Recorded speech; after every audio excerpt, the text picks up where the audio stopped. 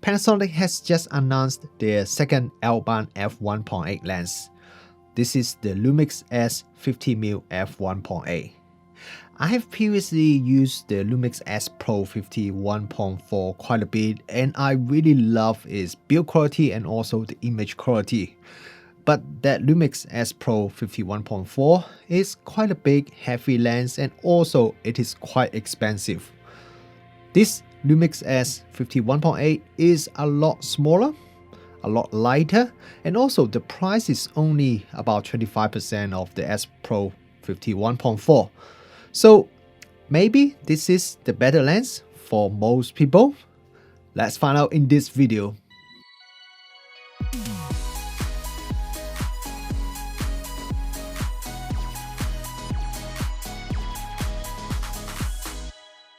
Kia ora, good morning everyone, Rich Wong here, welcome back to the channel. Today we are looking at the new Lumix S50 f1.8 lens. 50mm is a very versatile focal length. A lot of photographers or videographers would have a 50mm prime lens in your camera bag, so I think a lot of people would be really interested in this lens. As I've mentioned at the beginning, I really like the Lumix S Pro 51.4. I have used that lens to shoot weddings, portrait, and many other different kind of photos, and the result is just absolutely fantastic. So I thought it would be interesting to do some side-by-side comparison and put this 51.8 lens against the S Pro 51.4, which is probably one of the best 50mm lens in the market right now. So we will see how the performance of this new 51.8 lens is when I compared it against the S Pro 51.4.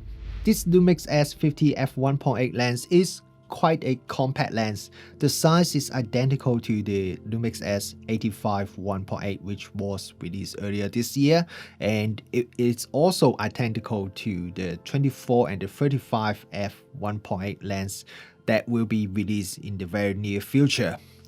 And not only that, the front filter size is also the same, and according to Panasonic, the center of gravity of this lens is also the same as the other Lumix S f1.8 lenses.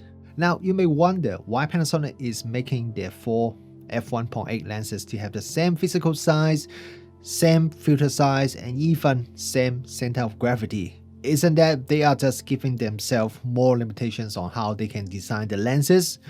Well, there are a few very good reasons, and it's not because Panasonic want you to have a more tidy camera bag so that you can have, same size lenses in your camera bag. If you are a photographer, the same filter size means if you are shooting with more than one of these f1.8 lenses, you can just easily share your filter between the lenses. You don't have to carry filter of different sizes. And if you are a videographer and you are putting your camera on a gimbal or on a rig, or you are using photo focus, that means the same size and same center of gravity. You don't have to rebalance the gimbal, you don't have to readjust the rig or any kind of adjustment when you're swapping the lenses. So it would just allow you to change the lens and continue shooting a lot quicker with the same physical design. So this is something that I think most other companies in the market, they don't even consider when they are designing the lenses. But Panasonic, because they have a very strong video focus, so it is something that they thought about and they decide to implement when they are designing these lenses. So that's a very good thing, and I really appreciate Panasonic trying to think from the different user point of view to make the life of their user a little bit easier. The weight of this lens is only around 300 grams, so it is definitely a very lightweight lens, especially for a f1.8 lens.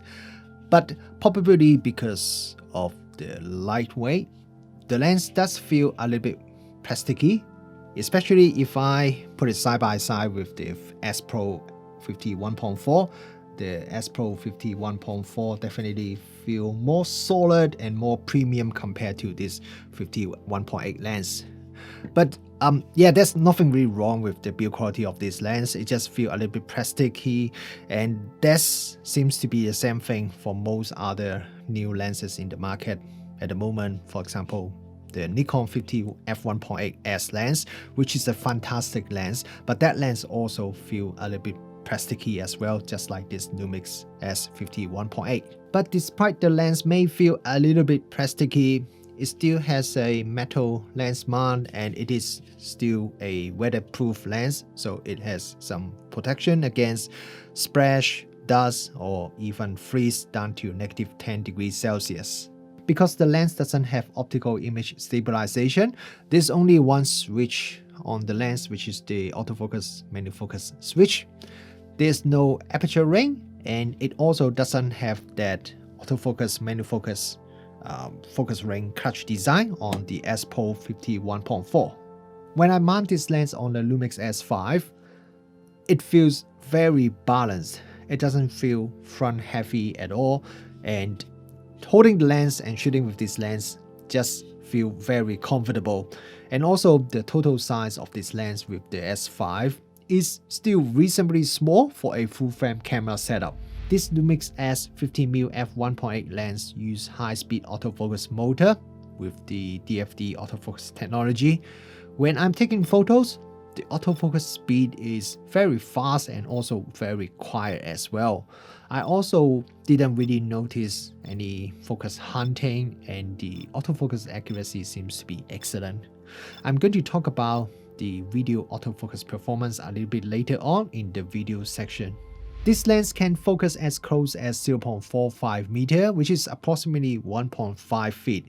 The maximum magnification is 0.14 times, which is almost the same as the S Pro 50 1.4 lens, and is pretty much the same as most other 50mm lens in the market these days. Okay, now let's talk about the image quality, and as usual, let's start with the image sharpness first.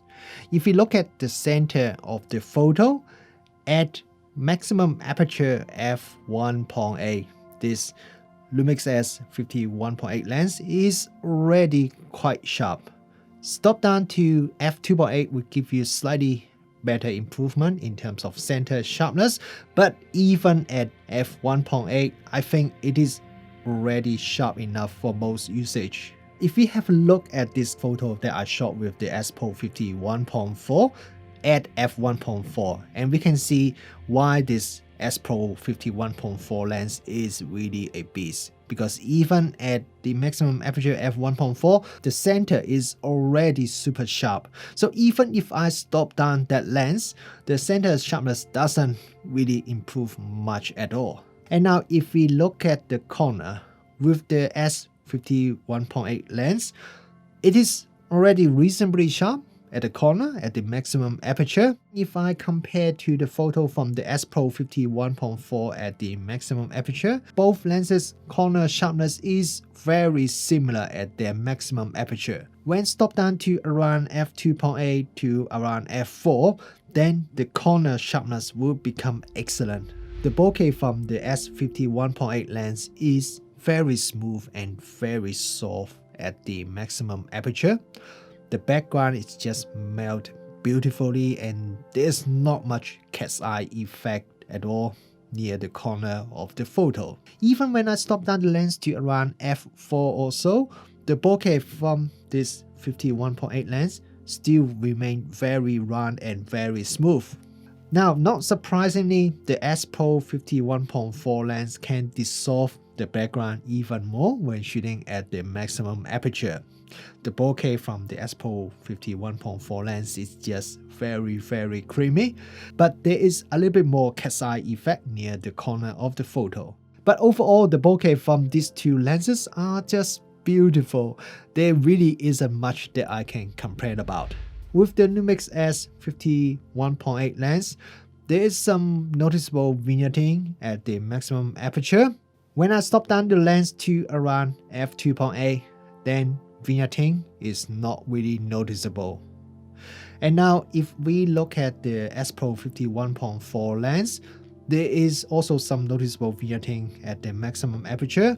I would say it's a little bit more vignetting than the S50 1.8 lens at f1.8. But once I stop down to f2, then vignetting become a lot less, and at f2.8, there is only very minimal amount of vignetting. Chromatic aberration is very well controlled by this Lumix S51.8 lens. At the maximum aperture, there is very minimal amount of color fringing.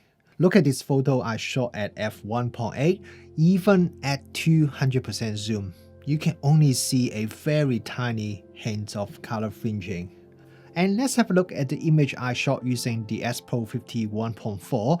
And man, this lens is really good because even with the identical setup and shooting at the faster f1.4 aperture, there is even less chromatic aberration compared to the already very good S51.8 lens.